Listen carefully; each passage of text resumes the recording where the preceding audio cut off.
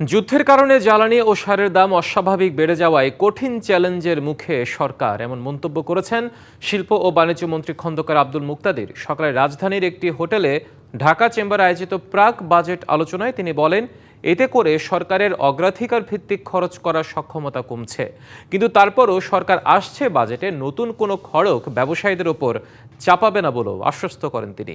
এ সময় Dhaka chamber of commerce and ইন্ডাস্ট্রির সভাপতি তাসকিন আহমেদ বিভিন্ন ক্ষেত্রে চালু থাকা অগ্রিম কর যৌক্তিক পর্যায়ে নামিয়ে আনার তাগিদ দেন। ব্যবসায়ীরা কর কমানো ও ভ্যাট সহনীয় রাখার দাবিও জানান। এ সময় জবাবে বাণিজ্যমন্ত্রী খন্দকার আব্দুল মুকতাদির বলেন, সরকার তার প্রথম বাজেটে কর অপরিবর্তিত রেখে তার আওতা বাড়িয়ে চমক দিতে চায়।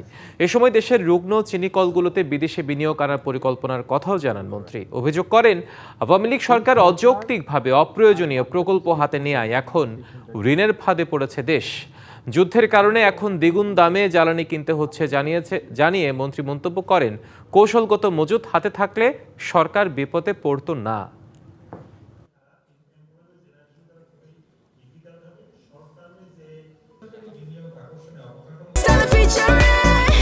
Next level, well done, side by side, free.